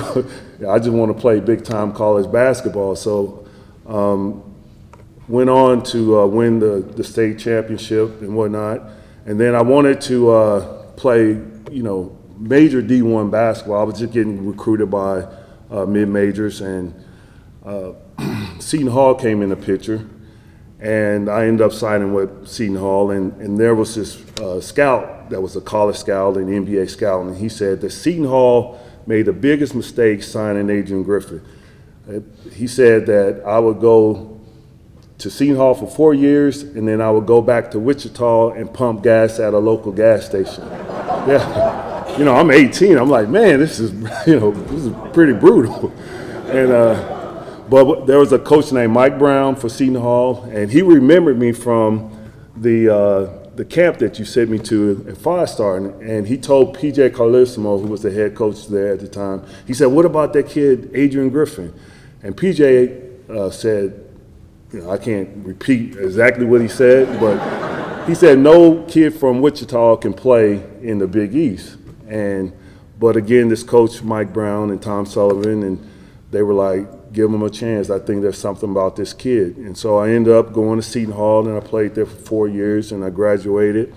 And I was a Big East Scholar Athlete of the Year, so I was able to thrive on and off the floor. And then in '96, this was '96, I had aspirations of going to the NBA, and I went undrafted. And so I'm sitting there at home watching the draft in Wichita, and my dad was coming home from second shift, and he said, hey son, let's just go for a drive. And, about this time, the draft is like 4 hours long, so it's like 12 o'clock at night. So we're driving on the outskirts of Wichita, and it's pitch black, and I'm just sitting there like a lost puppy, and we drive for like 30 minutes, and he doesn't say one word to me, right? So we finally come to this dirt road, and he just stops the car, and he says, son, don't give up on your dream. He said, God told me that you're going to make the NBA, and you're going to make it. And that's all I needed to hear. So I went off to the CBA, which was the minor leagues, for 3 years. And I worked an hour before practice, an hour after practice for 3 years, and still no call-ups and no NBA at this point. And we had this coach named Gerald Oliver on my CBA team, and I was playing for the Connecticut Pride. It was the only team on the East Coast. And he would drive up to Boston and meet with Rick Pitino all the time, who was the head coach with the Celtics at the time. And he would, he was a fiery coach. He was like up 65. He was a former boxer, so his fingers they were all messed up, and he used to yell and scream at us all the time. He had this deep southern, listen up, Well, he was a phenomenal coach, right? So he was to go up to Rick Pitino all the time and say, hey, we got this kid named ADRIAN GRIFFIN that plays for us. I mean, he's not flashy, doesn't do any of the, spectacular stuff and the dunks, but he's a really smart and intelligent player, and I think he'll make a good, addition to your team. So Rick Pitino got tired of him coming up there all the time. So Rick Pitino said, all right, just put him on our summer league team, right? So we flew out to Long Beach, and we had 8 games out there, and we went 8-0. And then we flew back to Boston Summer League, and we had 7 games out there, and we went 7-0. And I'm the leading scorer out there. So the last game, the buzzer goes off, we win. And so I'm walking off the court, and I'm thinking to myself, like, man, great job. Like, I'm going to go overseas. I was feeling pretty good about my performance. I'll just go overseas and try. I gave it all the best try I could. And I'm walking off the floor, and then someone calls my name. They say, Adrian. So I turn around, it's the general manager his name is Chris Wallace for the Boston Celtics. And so he said, come here. So he has his phone, and he hands me the phone. He says, I got your agent on the phone, and we got this table signed, this table in the back, and we got a 2-year contract for you. Just talk to your agent real quick. And so I grabbed the phone. I'm like, hey, man, what's going on? And he says, I'm like, is this real? And he says, if you don't hang up the phone and go sign that contract before they change their mind. So literally, I'm dripping sweat, and I go in the back of the gym. There's a table, and I sign my name, and it just changed, my life forever in a blink of an eye. And I ended up playing 9 years in the NBA, and then upon retirement, actually, guys like me don't retire. They just don't want you anymore. It's not like I had a choice. Like, well, I think this is my last year. It doesn't work with guys like me. So, I thought I was going into my 10th year. Right, it was preseason, and I went all the way to the last preseason cutoff date, which is like 30 days. Right, so the cutoff time was like Thursday at 3 o'clock. So I'm like, man, I made it, right? It's like 2:59, I'm feeling real good. And then my hotel phone rings, right? And I'm dating myself because, I didn't have a cell, it was like the hotel room. And so it was the coach at the time was Scott Skiles, and he said, hey, I got some bad news. Unfortunately, we can't keep you, we got to cut you. But he said, well, why don't you join my staff? And he said, give it a couple of weeks and think about it. And I said, you know what? I knew these opportunities didn't come along often. So, to be a coach in the NBA. So I said, I'll give it a try. So I ended up, getting into coaching, and the next day I'm in the locker room with the other coaches, and I'm like, man, their bodies are a little different from professional athletes. Like these are older, middle-aged men, and I'm just literally went from one locker room to the next, so it was a bit of a culture shock, but it was a phenomenal experience, and I ended up coaching for the last 12 years.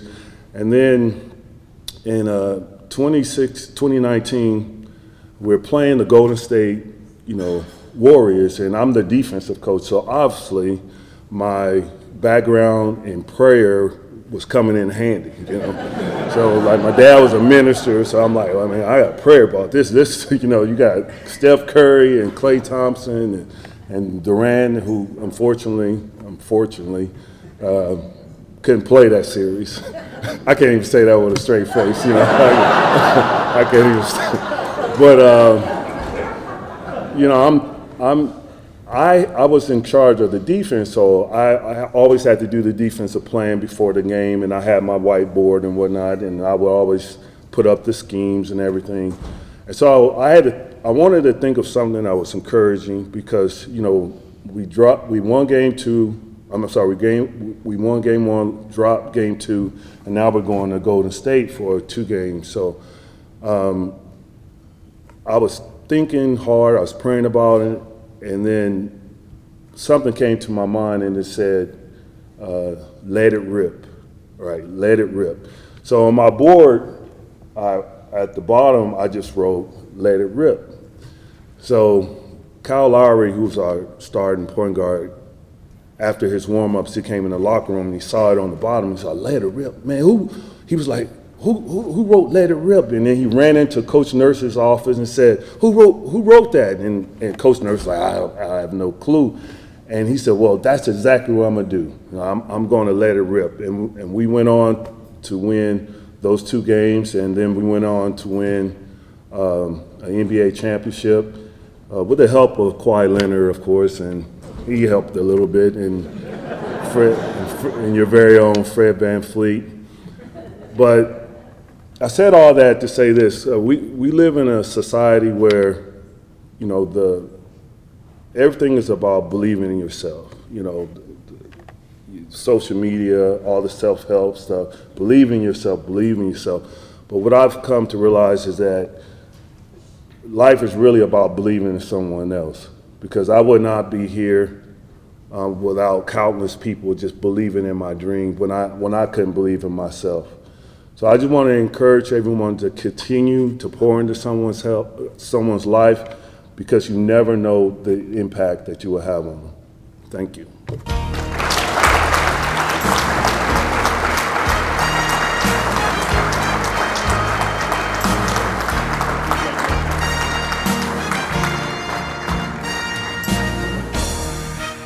The 2021 Kansas Sports Hall of Fame Induction Ceremony is brought to you by an underwriting grant from the Green Bay Packers. Black Gold Pheasants Forever, Chapter 794 of Russell, Kansas, would like to congratulate Bill Morris on his induction into the Kansas Sports Hall of Fame and thank him for all he does for our youth. White Flyer Targets. Ducks Unlimited. I would like very much to talk knowledgeably about this next gentleman and his career, but I'm afraid trap shooting is just one thing that I know almost nothing about. But certainly you can see the credentials under Bill's name, starting with a junior national championship.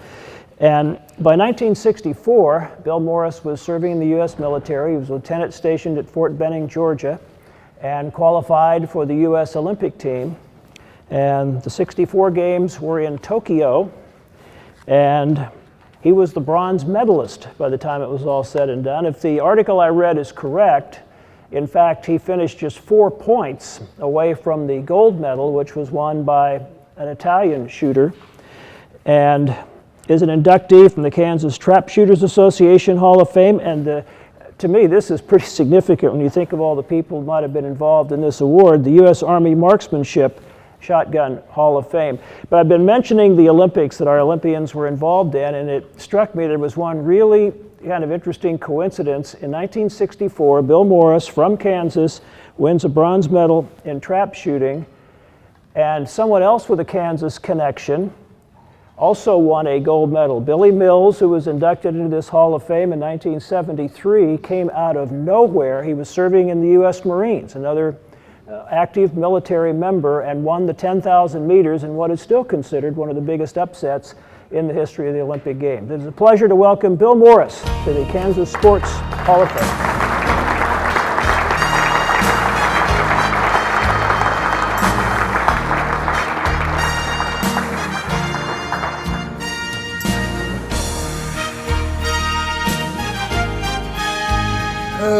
Thank you, Mike. First thing I'd like to do is thank the voting committee for selecting me this year to the Hall of Fame. Very proud to be in this elite group of people. I know there's some other other shooters, 3 other shooters in the hall, so I know what their qualifications are, and I'm very proud to be number 4 shooter.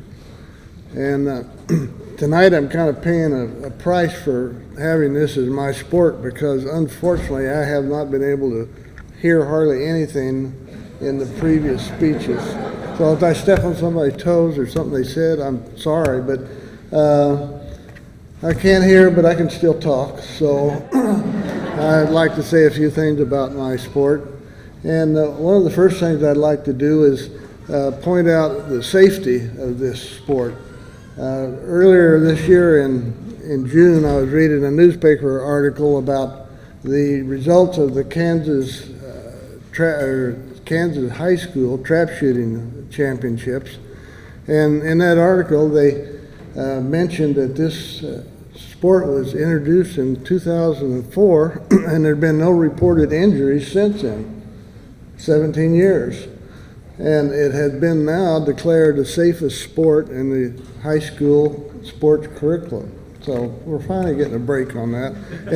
And they're giving them 17 years, but I can personally attest that I've been around the game 70 years, and we've got a record of 70 years, which is really good, because, you know, I've listened to so many parents make the statement that I'm not going to let my kids go out and shoot clay targets because they're going to play with those dangerous guns. Well, bottom line is it's pretty safe.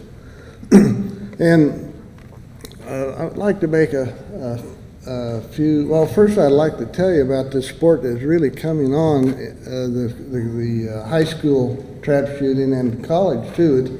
Over the last few years have been one of the fastest growing sports. Like in Kansas in 2018, there were 800 participants at the championships held here in Wichita. 2019, there were 1,200 participants, and in 2020 it wasn't held, but this year there were almost 2,000. So it's really getting popular. I'm really glad to hear that. And I'd like to make a few tongue-in-cheek observations of my sport and a bunch of other sports. And number one is, in my sport, we don't have any physical confrontation between competitors or competitors and spectators. And the reasoning for that, I think, is that we've taken our God-given common sense and we've decided that it's not the smartest thing in the world to go get in somebody's face about any subject when they're carrying a 12-gauge shotgun and a pocket full of shells. And another thing is we don't have any bullying in this sport. Everybody has this 12-gauge shotgun. Not a good scenario for bullies.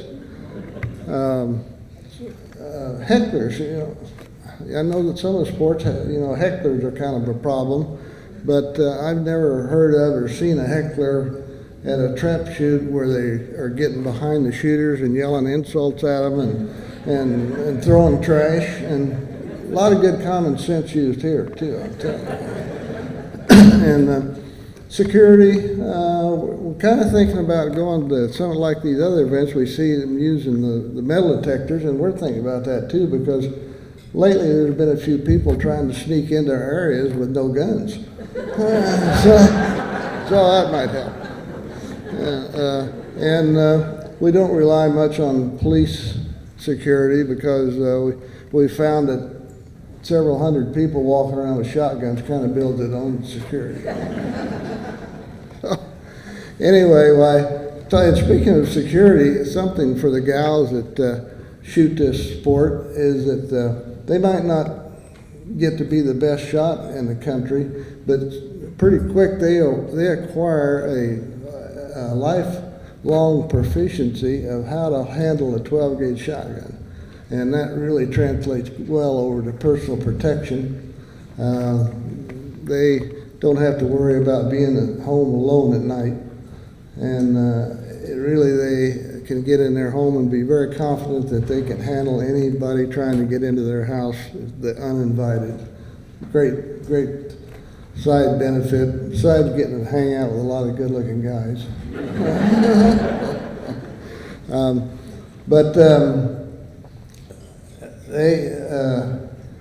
They come out of it with something, and a lot of sports don't leave you that. So anyway, that's my sales pitch for my sport, and I'd like to tell you just a little quickly how I was able to get into sport and get from nowhere, Kansas, to Olympic medal.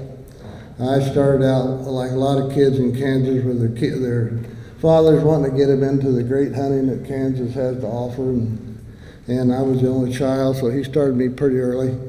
About 8 years old when he put a shotgun in my hand, and we went out and shot a few clay targets, and I guess I broke more than he thought I should have, so we shot a few more, and the more I shot, the better I got at it, and I ended up, by the time I was 9 years old, he had switched me over to a 12-gauge shotgun, and I was shooting a lot of turkey shoots around Russell, Kansas, and winning a few turkeys. So a person that knew a lot more about the trap shooting business than we did told us about organized shoots that we ought to go try, and where they classify you and keep track of all your scores and everything. So we tried that, and you talk about country bumpkins going to town. I mean, we learned everything the hard way. But the one thing that really helped me was a lady that's in the Hall of Fame right now. Her name is Iva Jarvis, and she was just coming into her prime in that time when I showed up. And she took me under her arm and let me shoot at her squad. Well, she was having trouble getting people to shoot with her because she was so good the men wouldn't shoot with her because she's kind of an ego buster, and the women didn't want a face-to-face conflict, so I was kind of a natural choice. She'd come in with her sister, who's a pretty good shot, and her sister's husband, and there was three of them, so I made four, and they just had to pick up one more person. But anyway, we started a relationship in 1950, and she knew that I needed a lot of help, and so she showed me the ins and outs and etiquette, and the best thing she did was get my father to buy me a real trap gun. I was shooting his hunting gun, which I thought was the best gun in the world, but it was the worst thing that could have shot. And so that really helped my scores. And the guys affectionately called her Poison Iva. I mean, with good reason. she kind of saw me and helped me along the way. From nothing to up to 9 years later, I won the Kansas Open Championship. So after that happened, that's the last year we shot together. I quit shooting for a few years and was in college, got married, raised a family, so I didn't have the time or the finances to shoot for a while.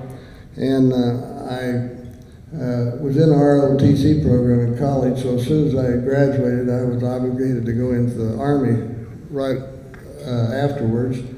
And as soon as I got in the Army, I heard about a unit in Fort Benning that their mission was to train rifle, pistol, and shotgun shooters for a world-class competition. So that sounded pretty good, and so I wrangled a tryout to that.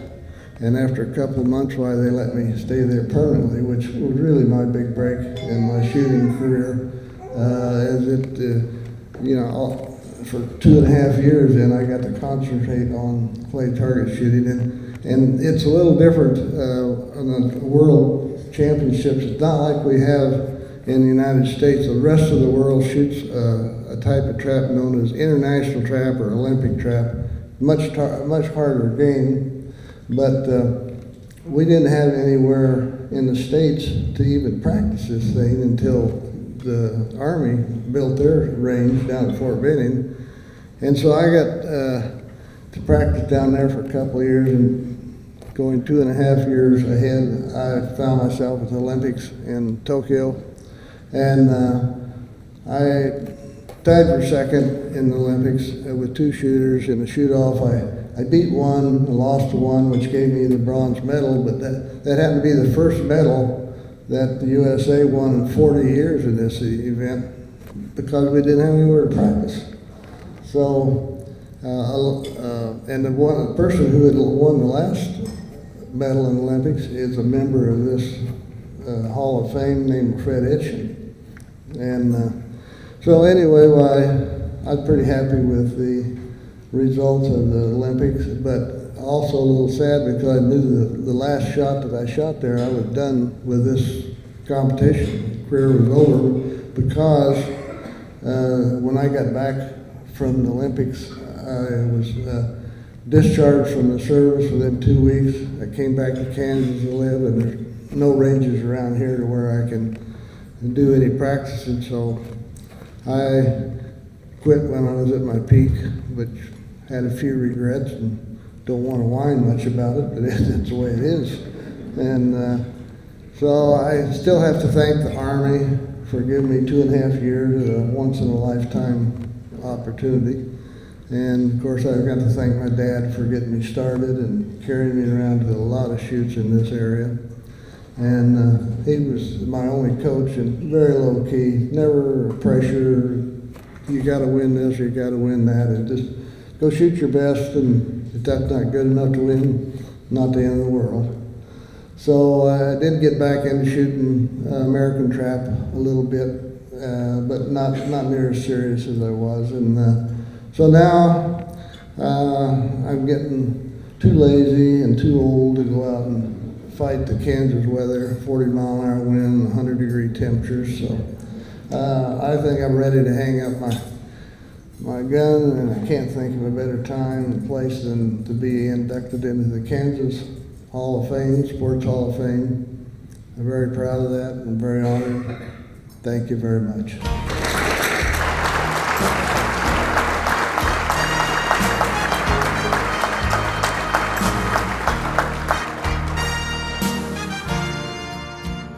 2021 Kansas Sports Hall of Fame Induction Ceremony is brought to you by an underwriting grant from Black Gold Pheasants Forever, Chapter 794 of Russell, Kansas, would like to congratulate Bill Morris on his induction into the Kansas Sports Hall of Fame and thank him for all he does for our youth. White Flyer Targets, Ducks Unlimited, the Green Bay Packers. Our final inductee to be introduced went from Riley County High School in Kansas to Consensus All-American at Kansas State to a Super Bowl championship and Pro Bowl appearance in an 11-year NFL career. He was a 5-time state champion in track and field, and I was asked to mention Brian Holmgren is the head of the Athletic Media Relations Department at Wichita State, and finished second one year in the 400 in the state track meet to this gentleman. And Wichita State still hosts the state track meet at Cessna Stadium every year, and he said every year he has to be reminded you couldn't beat JORDY NELSON, one of the fastest guys to ever come out of the state in the state track meet. My own personal appreciation for JORDY NELSON comes from my more than 20 years in fantasy football. I was in a league that's a big play league. Longer touchdowns counted more than just 2-yard runs, and so every year by the second or third round of the draft, I was angling to get Jordy Nelson on my team, and some of the best years I ever had in fantasy football were with Jordy Nelson at wide receiver. Please welcome to the Kansas Sports Hall of Fame, Jordy Nelson.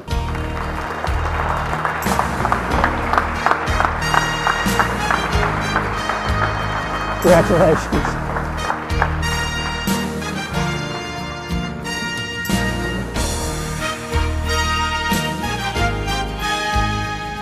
Thank you for those kind words, and you're welcome for your fantasy team.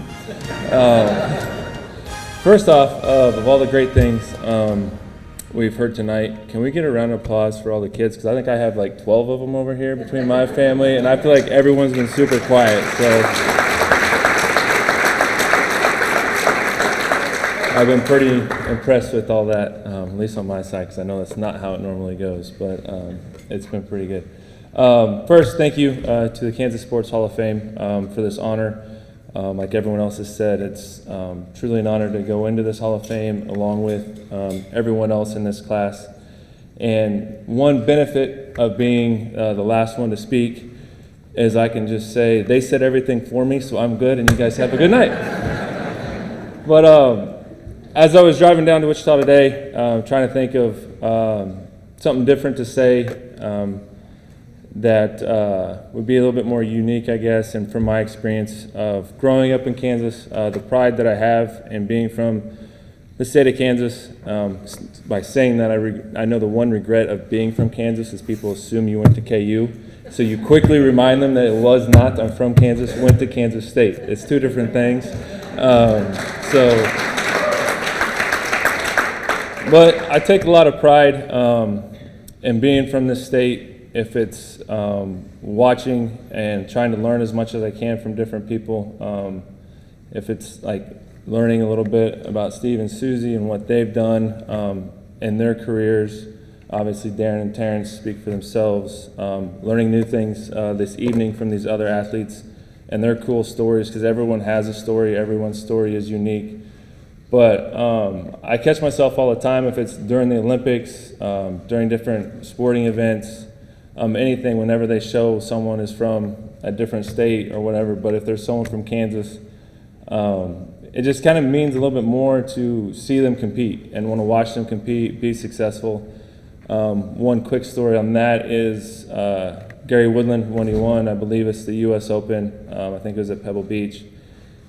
I mean, it was super hard to cheer for him because I just said went to KU, but being a Topeka kid, felt like he was close enough to Manhattan, we could still go ahead and cheer for him and be happy that another Kansas kid had success at a very high level and just bring some recognition to the state. I think this state provides a lot of great things, obviously for this region, but also for this country. And whenever we have an opportunity, or I feel like I have an opportunity to share a little bit about the state, if it's bringing some of my former teammates from Green Bay back to Kansas. Everyone thinks it's boring old Kansas with nothing to do.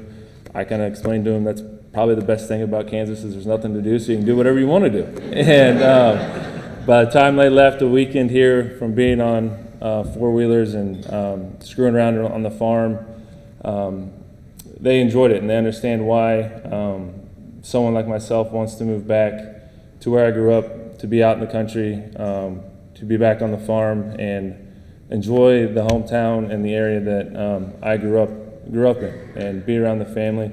Like I said, I think I took up 3.5 tables tonight, so I apologize to the kitchen staff and everyone else. They had to double their orders this evening. But the support that I think all of us athletes get from this state.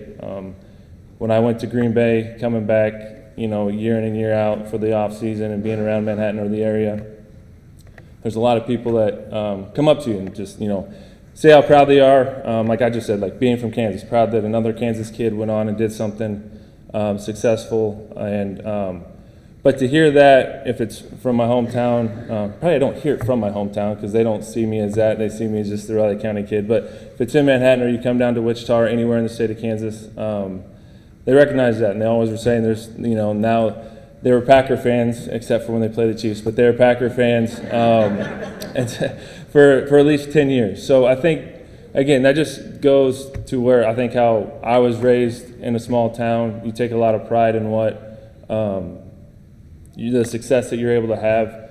And I think one reason for that, and a lot of people asked when I was going through my career, of like when I score a touchdown, I try to do my best to hand the ball to the official and go celebrate with the teammates, or not do any extra curricular activities while being successful. And they always ask why I was that way. And to me, I think it's the way I was raised, is the way the community, my family raised me.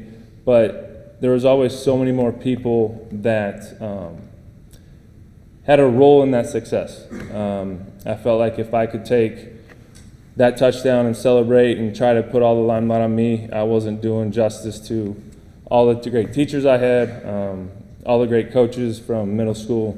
I've always, no disrespect to Coach Snyder, Hal Pritchard was, I think, one of the biggest coaches in my life, because he coached 7th and 8th grade football and basketball, and kind of set the foundation on how to work, how to respect the game, and just do things the right way. And that just continued, I think, through high school with the coaches I had there, obviously into K-State with Coach Snyder, and then into Green Bay with Coach McCarthy. And I had it just, there was so much more to the game, and so many more people poured into that and had success with it. So every time I did something good, I felt like it was for my whole community, honestly, for the state of Kansas, and kind of carrying on that, I guess, tradition of that aspect. So that's something I take a lot of pride in, and hopefully I will continue to do that. But I look forward to watching and continue to support Kansas kids as they continue to make their dreams come true at whatever level. And as we've heard tonight, it could be going to a community college, not getting recruited to a D2 school, having to go all the way out to Seton Hall. Obviously, your great career that you had. Even being, I was talking to the gentleman, Jim, earlier, like to be able to be called an Olympian. Obviously, Steve had the same thing. To me, it has a different ring. Obviously, I'm a Super Bowl champion, but to have that Olympian status, I think, is something special, to be able to wear the red, white, and blue. But to be able to find those guys and gals that have their own journey. None of it was probably easy for any of us. If it was, a lot more people would be doing it. I think it takes a lot of special people to be able to go out and compete and have that extra drive, have that extra competitiveness in you to beat the odds, to do something different, to maybe take the long road, but to have that success at the end just kind of makes it that much more enjoyable. So yeah, again, thank you to the Kansas Sports Hall of Fame. It is an honor, and all you other fellow inductees as well. It's an honor to go in with you, and look forward to being back in the state of Kansas for a long time, and doing what I can to continue to support everyone in this state and support this state. So thank you.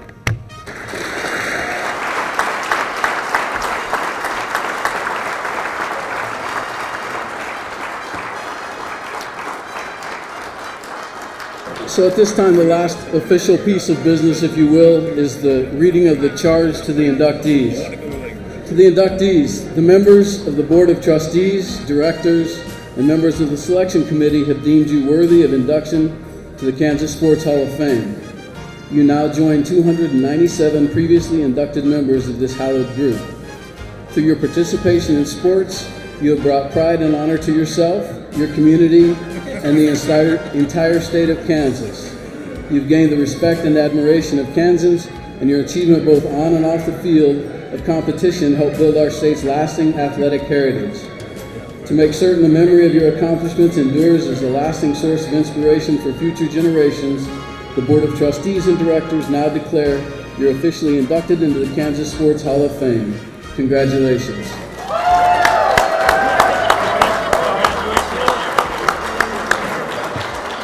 That pretty much summed it up perfectly. Everyone has their own unique story, their own unique journey, and we thank all of our inductees for sharing those with us tonight.